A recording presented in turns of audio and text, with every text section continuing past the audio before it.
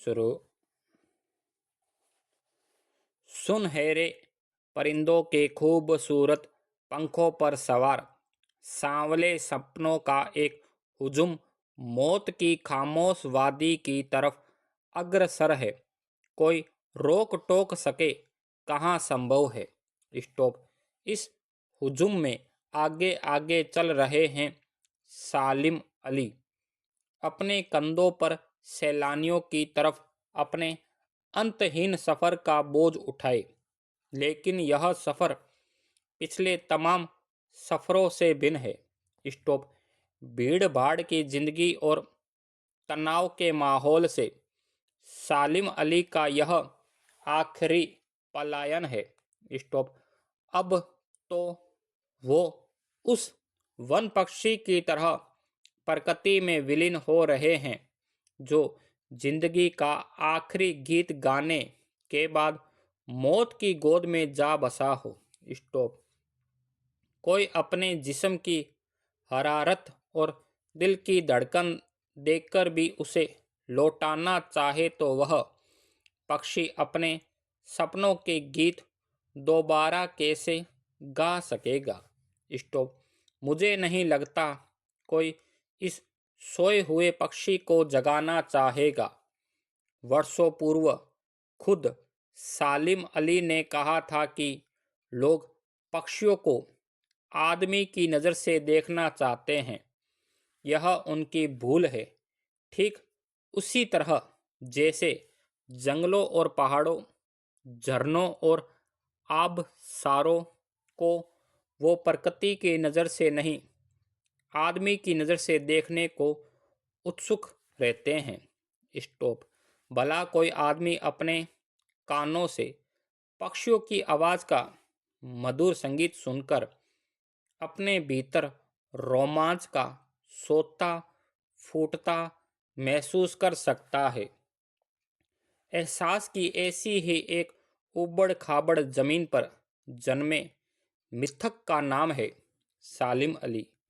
पता नहीं इतिहास में कब कृष्ण ने वृंदावन में रासलीला रची थी और शौक गोपियों को अपनी शरारतों का निशाना बनाया था।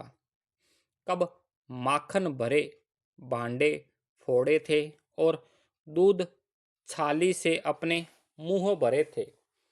कब वाटिका में छोटे छोटे किंतु घने पेड़ों की छाह में विश्राम किया था। कब दिल की धड़कनों को एकदम से तेज करने वाले अंदाज में बंसी बजाई थी। और पता नहीं कब वृंदावन की पूरी दुनिया संगीत में हो गई थी। स्टॉप। पता नहीं यह सब कब हुआ था, लेकिन कोई आज भी वृंदावन जाए तो नदी का सांवला पानी उसे पूरे घटनाक्रम की याद दिला देगा। हर सुबह सूरज निकलने से पहले जब पतली गलियों से उत्साह भरी भीड़ नदी की ओर बढ़ती है तो लगता है जैसे उस भीड़ को चीरकर अचानक कोई सामने आएगा और बंसी की आवाज़ पर सब किसी के कदम थम जाएंगे। स्टॉप। हर शाम सूरज ढलने से पहले जब वाटिका का माली सैलानियों को हिदायत देगा तो लगता है जैसे बस कुछ ही क्षणों में वो कहीं से आ टपकेगा और संगीत का जादू वाटिका के भरे पूरे माहौल पर छा जाएगा। वृंदावन कभी कृष्ण की बांसुरी के जादू से खाली हुआ है क्या?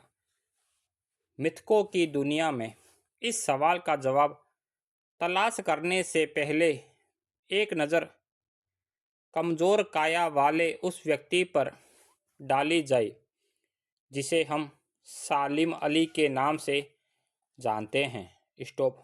उम्र को 70 तक पहुंचने में थोड़े ही दिन तो बच रहे हैं। संभव है लंबी यात्राओं की थकान ने उनके शरीर को कमज़ोर कर दिया हो और कैंसर जैसी जानलेवा बीमारी उनकी मौत का कारण बन रही हो, लेकिन अंतिम समय तक मौत उनकी आंखों से वह रोशनी छीनने में सफल नहीं हुई जो पक्षियों की तलाश और उनकी हिफाजत के प्रति समर्पित थी। सालिम अली की आंखों पर चढ़ी दूरबीन उनकी मौत के बाद ही तो उतरी थी। स्टॉप। उन जैसा बड़ वाचर शायद ही कोई हुआ हो, लेकिन एकांत क्षणों में सालिम अली बिना दूरबीन भी देखे गए हैं। दूर क्षितिज तक फैली जमीन और झुके आसमान को छूने वाली उनकी नज़रों में कुछ कुछ वैसा ही जादू था जो प्रकृति को अपने घेरे में बांध लेता है। सालिम अली उन लोगों में थे जो प्रकृति के प्रभाव में आने की बजाय प्रकृति को अपने प्रभाव में लाने के कायल होते हैं। उनके लिए प्रकृति में हर तरफ एक हंसती खेलती रहस्य भरी दुनिया पसरी थी।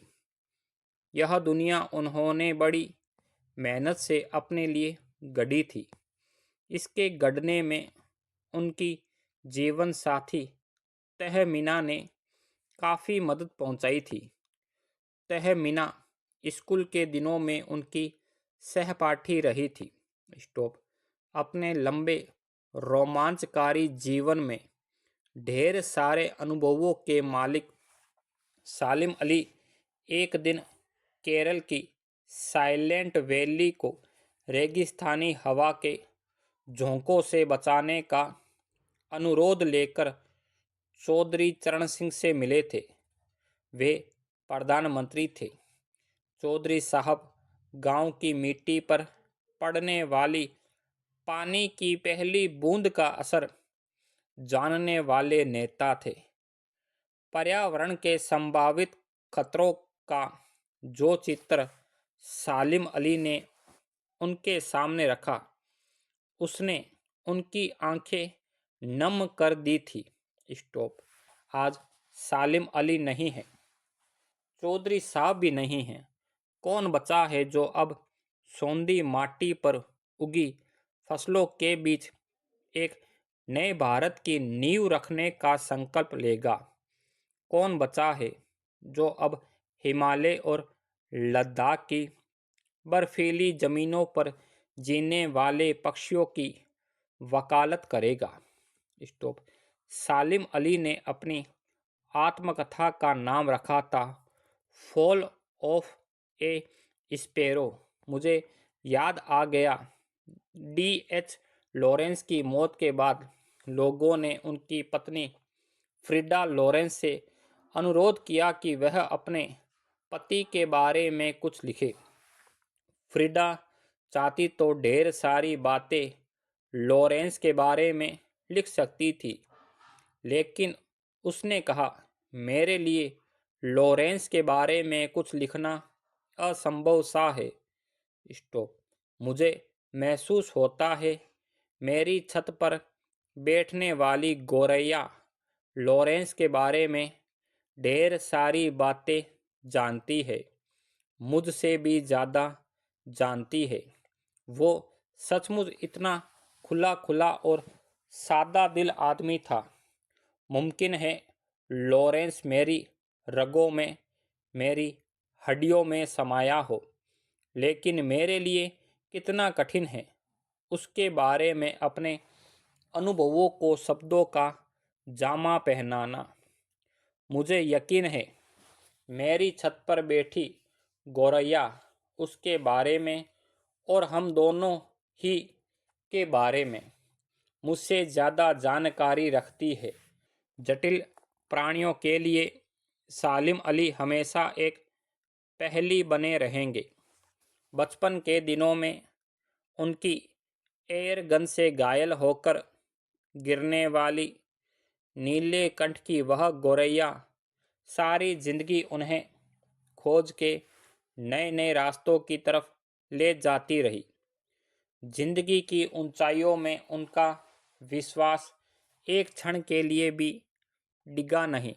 वो लॉरेंस की तरह नैसर्गिक जिंदगी का प्रतिरूप बन गए थे। सालिम अली प्रकृति की दुनिया में एक टापू बनने की बजाय अथाह सागर बनकर उभरे थे।